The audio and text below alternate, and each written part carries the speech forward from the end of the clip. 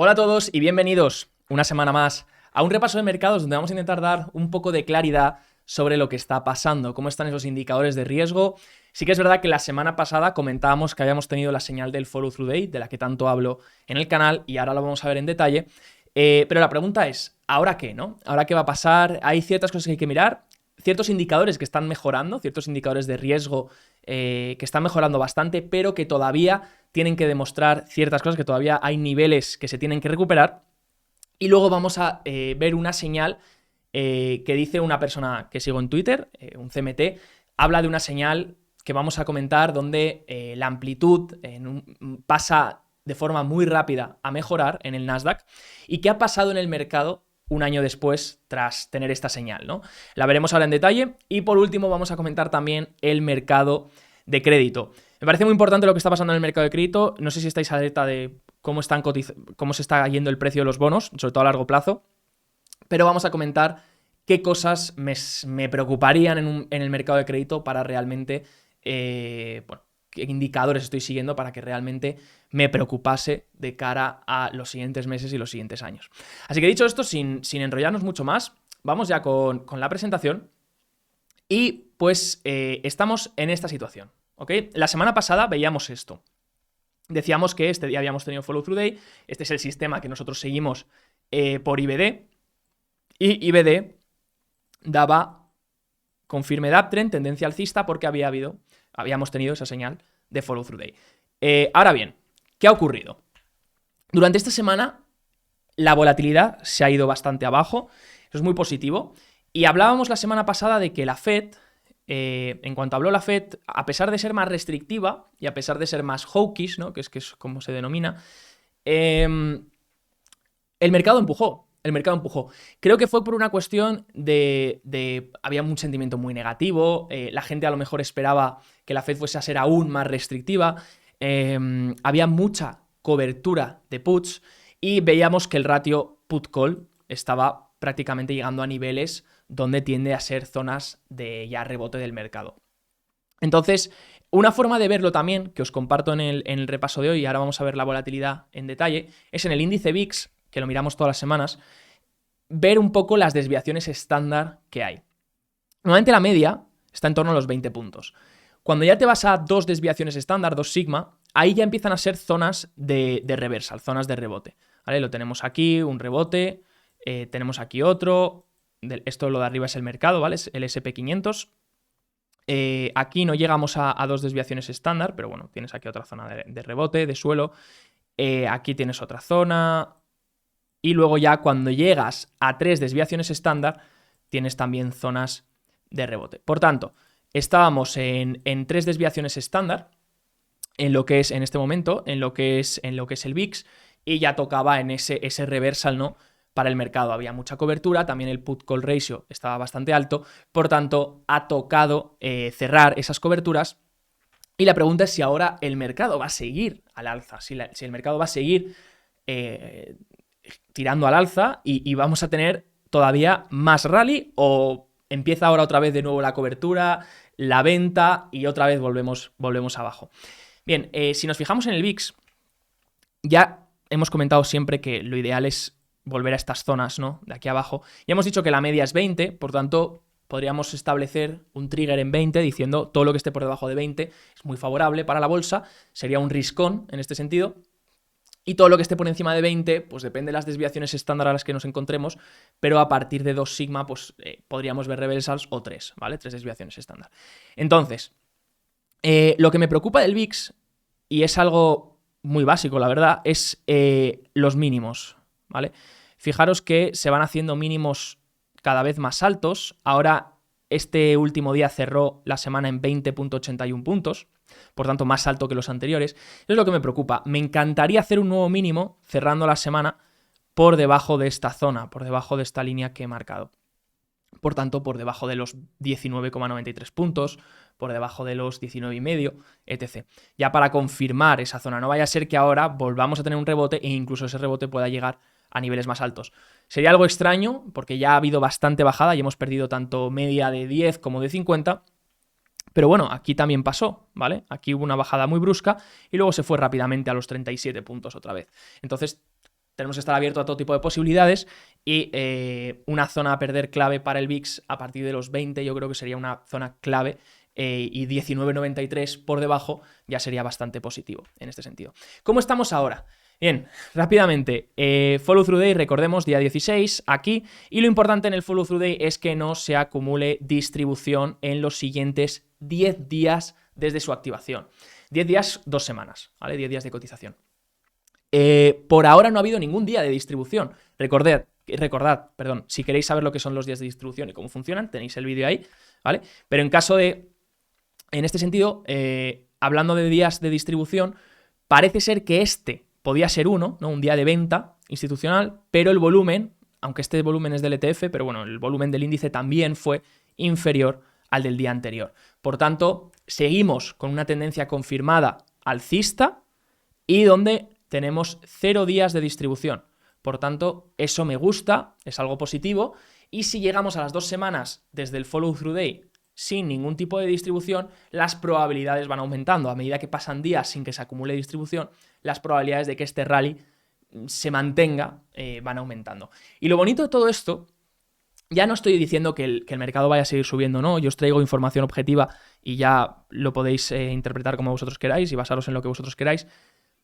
Pero lo bonito de todo esto es que nadie cree que el mercado vaya a subir. Eso es por lo menos de las personas con las que yo he hablado, mucha gente está muy bajista. Creo que el discurso y todos los catalizadores que han ido surgiendo este último año han puesto a la gente de un tono muy, muy bajista.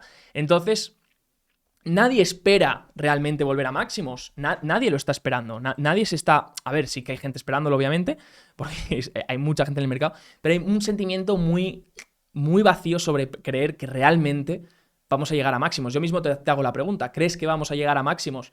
Y probablemente te estés respondiendo en tu cabeza, lo dudo, ojalá, pero lo dudo mucho.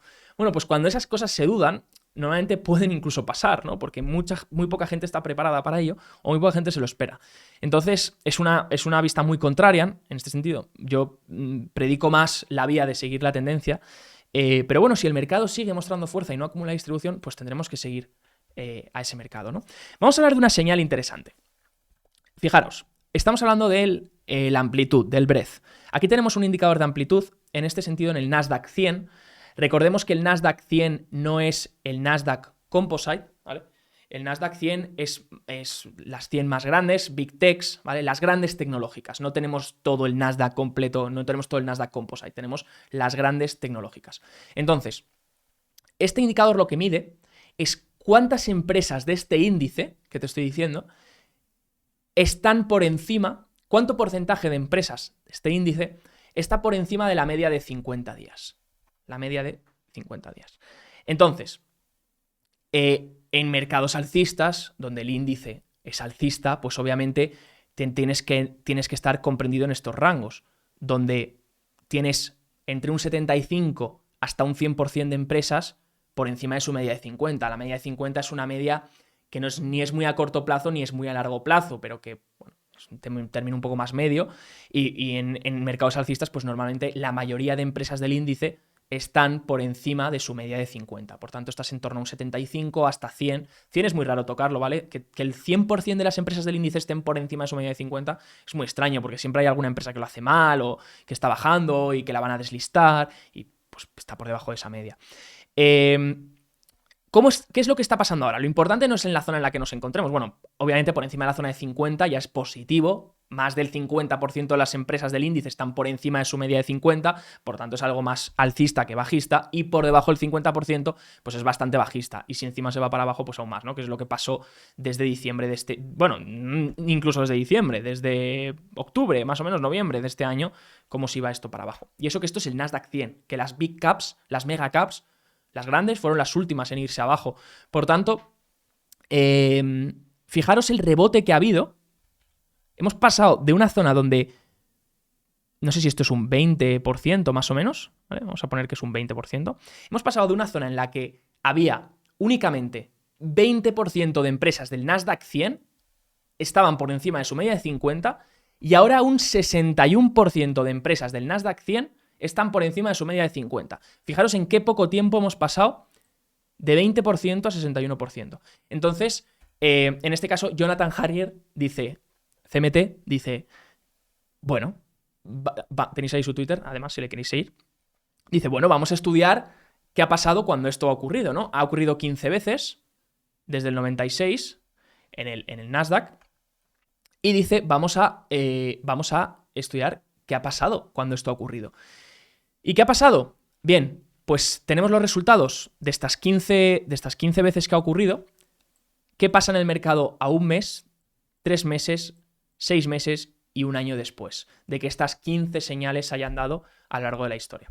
Bien, aquí tenemos la probabilidad de que el mercado esté positivo al llegar a este time frame, al llegar a este periodo. A un año vista, vamos a fijarnos siempre a un año vista, porque lo demás me parece ruido. A un año vista hay un 87% de probabilidades, es una señal bastante alcista, porque hay un 87% de probabilidades, casi el 100%. En este caso serían 13 de 15, si no me equivoco, 13 veces de 15, de las 15 que coge, el resultado ha sido positivo a un año vista, ¿no? Entonces, con una media de retorno y una media del 26,6 y una mediana del 24,4. Vamos a ver detalladamente estas 15 veces que ha ocurrido esto, desde el 98 hasta el 2020, tenéis aquí por si queréis hacerle foto, a las 15 veces que esto ha ocurrido, la señal. Como vemos, hay 2 veces que ha fallado, que un año más tarde el mercado es baja aún así, y baja fuerte, bastante fuerte. Las 2 veces son 2001, ¿vale? Burbuja.com, en este sentido, obviamente, hablamos del Nasdaq. Así que en el sentido en el que creamos que nos encontramos en una burbuja de tecnológicas, pues este estudio, por así decirlo, esta señal, no sería muy válida. En caso de que creamos que las valoraciones sí que están ajustadas o que se han ajustado ahora, pues entonces sí sería algo positivo, ¿no? Os lo dejo a vosotros para deducir. También añado que Chobaco Capital, que es una persona que sigo todos sus resúmenes semanales, hace también un estudio de la amplitud con el Nasdaq, pero lo hace con la media de 20 días. Y ha habido una señal muy parecida en la media de 20 días, ¿vale? Es lo mismo que ha hecho Jonathan, pero con la media de 20 días, y lo hace con la media exponencial, si no me equivoco, ¿vale? Con la EMA en vez de la media simple, pero bueno, eso no importa tanto. Con la media de 20 días, el porcentaje de empresas que recuperan esta media en el Nasdaq. Y coge y dice, esta es una de las pocas veces en las que el Nasdaq, las empresas del Nasdaq han conseguido recuperar tan rápidamente o han pasado de un nivel tan bajo a un nivel tan alto de recuperar esta media en tan poco tiempo. Y lo que hace es decir, vale, pues estas veces que ha pasado en la historia, ¿cuál ha sido el resultado del mercado a un año vista? Y en el 100% de los casos, si no me equivoco, tenéis su vídeo en su canal, os lo voy a dejar también en la descripción, en el 100% de los casos el resultado en el mercado era positivo. Bien, comentamos bonos a 7-10 años, en este caso ETF y EF. Fijaros qué bajada, fijaros lo que está pasando en el mercado de bonos. Sinceramente, a mí esto me acojona un poco. Me acojona un poco porque, quieras que no, el mercado de crédito es un mercado muy grande, bastante más grande que el de equities. Y es el mercado el que realmente nos tenemos que fijar si queremos saber lo que va a pasar en el mercado de acciones.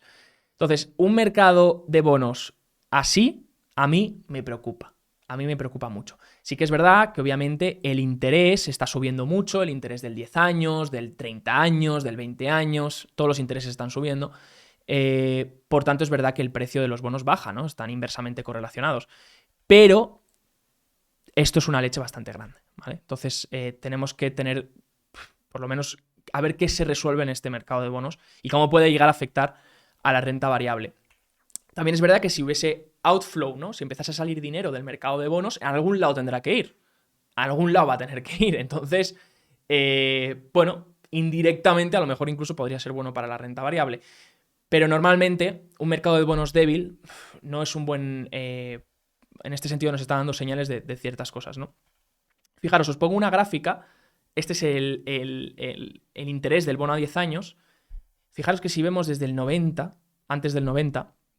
la tendencia siempre es a la baja, ¿vale? Sí que es verdad que tenemos rebotes durante bastante tiempo prolongados o rebotes un poquito más rápidos, como y aquí el que hemos tenido, ¿no?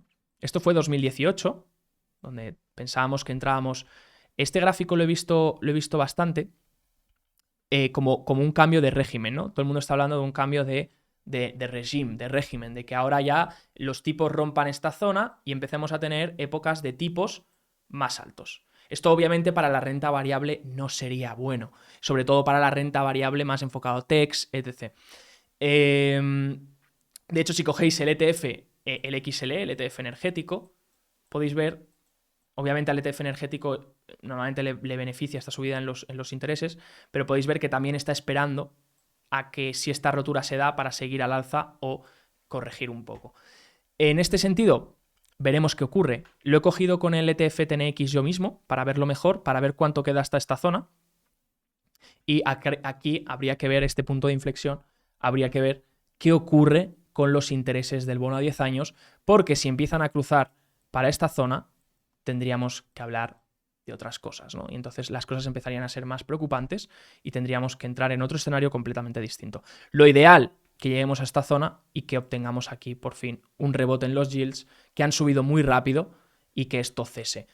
¿Por qué esto cese? Porque el mercado, en mi opinión, ha descontado ya muchas subidas de tipos y todavía la Fed va por la primera subida y dice que va a hacer 7 este año y 4 el año que viene, pero habrá que ver si las hace. Habrá que ver si las hace, porque en 2018 también dijo que iba a hacer más subidas y finalmente cambió su actitud, capitulizó y todo cambió, ¿no? Entonces veremos. ¿Qué cosas nos podemos fijar en el mercado de crédito para estar atentos? Algo que yo miro mucho y que mira mucho el mercado, obviamente, en este sentido para ver las condiciones del mercado de crédito, la salud del mercado de crédito, son los credit spreads. Credit spreads del high yield. Rápidamente, high yield son bonos junk bonds, bonos de alto riesgo, ¿no? Entonces, por su riesgo y por su nivel, por su mayor riesgo que tienen de default, de que no te paguen o de que pase cualquier cosa, te tienen que pagar un mayor interés. Es lógico. Entonces, el bono high yield a veces lo usamos como indicador risk-on, porque si hay mucha demanda, en este sentido, el ETF del bono, ¿vale? No del interés. Si hay mucha demanda de bonos high yield, significa que el mercado quiere asumir riesgo, está comprando bonos de alto riesgo. Ahora bien, el interés que te tiene que pagar un bono high yield, pues ya hemos dicho que tiene que ser más alto que el interés que te paga un bono gubernamental, porque estás asumiendo mayores riesgos de impago. Entonces, el credit spread básicamente lo que mide es la diferencia entre el interés del bono high yield con los intereses gubernamentales. En este sentido, pues si esto se hace grande, o sea, si los credit spreads se alargan, se hacen más amplios, sube esta gráfica, significa que las condiciones crediticias están empeorando y que bueno, que hay menos, la gente va a asumir obviamente menos riesgo o va a pedir un interés mayor por ello. Entonces, fijaros que en el 2008, cómo subieron, ¿vale? Durante la recesión del 2007, 2008, 2009, fijaros cómo subieron estos credit spreads. En el 2020 con el COVID también subieron bastante. En el 2016 también subieron bastante, solo que no hubo recesión. Y en el 2018 incluso... Mira, fijaros que en el 2018 hemos llegado a... hemos llegado a niveles más altos de los que estamos ahora, ¿vale? Entonces, ahora lo importante es vigilar estos credit spreads. Y si empiezan a subir rápidamente, pues habría que tener bastante cuidado. Otro indicador de crédito que podemos mirar es el Chicago Fed National Financial Index, ¿vale? Mide una serie de 105, si no me equivoco, 105 creo que son, variables de crédito. Y como veis, cuando se hace por desviaciones estándar, cuando este cruza por encima de 0, ¿vale? El riesgo, hacia aquí hay más tightening y hacia aquí hay más easing, ¿vale? Entonces, cuando pasamos por encima de 0, las condiciones se vuelven más restrictivas para el crédito, se vuelve un entorno mucho más restrictivo, más complejo de acceder al crédito, las condiciones financieras son peores y cuando estamos por debajo de 0, pues las condiciones son más saludables, más accesibles, más beneficiosas. Entonces, todavía seguimos en esta zona, pero ojo porque estamos yendo hasta esta zona, ¿vale? A la zona de 0. Entonces, lo importante sería no pasar por encima de 0 y no tener aquí un spike alto como hemos tenido en anteriores pues, grandes recesiones, ¿vale? Pues por ejemplo en el COVID sería la referencia. Entonces mientras nos mantengamos por debajo de 0 las condiciones siguen siendo favorables y veremos. Y por último quiero comentar que también este gráfico, que también dentro de la subida de tipos de interés lo que importa no es tanto las subidas solo, sino la velocidad de las subidas. Así que es algo que vamos a tener que ir vigilando por parte de la Fed, porque si nos fijamos, este gráfico de NDR lo que dice es, bueno, vamos a ver los diferentes ciclos de subidas de tipos y vamos a dividirlos por rápidos o lentos. Si han sido lentos esas subidas de tipos o si han sido muy rápidas. Entonces, lo que ve es el retorno del SP500, antes, en este sentido, de la primera subida, después del primer año y después del segundo año. Entonces, en ciclos de subidas, en este caso rápidas, ¿vale? Fast tightening cycles, después de la primera subida, durante ese año, durante el siguiente año de la primera de la subida, el mercado bajó un menos 2,7%. En un entorno, ciclo de lentas subidas de tipos, el mercado sube un 10,5%. ¿Vale? Y sí que es verdad que al segundo año ese mercado no sube tanto, sube un 1,6% ese ciclo, pero el fast cycle, el ciclo más rápido, en esta subida, la subida rápida de tipos, luego al segundo año sí que subiría. ¿Cómo se interpreta esto? Que si la Fed empieza a subir tipos muy rápido, probablemente a corto plazo lo vayamos a pagar y el mercado vaya a reaccionar mal y vayamos a tener caídas. Pero durante los siguientes años nos recuperaríamos mejor. Mientras que si la subida es progresiva, es lenta y progresiva, probablemente podamos seguir teniendo retornos positivos en el mercado, porque ya vimos en anteriores vídeos que subidas de tipos no penalizan a que el mercado no pueda hacerlo positivo. Sí que es verdad que las performance, la rentabilidad disminuye, pero eso no significa que el mercado vaya a ser negativo. Puede perfectamente, hay muchos ciclos de subidas de tipos donde el mercado lo ha hecho bien. Por tanto, una subida lenta sería tener rendimientos en el mercado que podrían llegar a ser positivos, no tan buenos como no tener un ciclo, ¿vale? Como no tener subidas de tipos, pero que serían progresivos, ¿no? Serían menos rentabilidad que en últimos años a lo mejor, pero con incluso rentabilidades positivas sería probable. Así que el resumen hasta aquí de esta semana. Espero que os haya gustado. La idea principal con lo que quiero dejar es a corto. Voy a dar dos conclusiones. La primera sería a corto plazo. A corto plazo y siguiendo el momentum, lo que nos está diciendo la tendencia es, en resumen, durante la semana pasada, habló la Fed, teníamos mucha cobertura, mucho sentimiento bajista y, por tanto, el VIX estaba a 3 desviaciones estándar y, por tanto, tuvimos un reversal, tuvimos un rebote, donde esa cobertura se ha ido poco a poco cerrando a medida que el mercado seguía subiendo. Ahora bien, la pregunta es, ¿qué va a pasar ahora? Por ahora nosotros seguimos el sistema, follow through day, no hay días de distribución. ¿Qué hay que vigilar esta semana? Esta semana hay que vigilar que no se acumule venta o días de distribución. Recuerda que abajo te dejo el vídeo donde te explico el follow through day y qué son los días de distribución. Si se acumulasen días de distribución esta semana sería algo muy negativo. Si esta semana que tenemos no se acumulan sería algo muy positivo para poder ver ese rally, incluso, yo qué sé, están abiertas las puertas, ¿no?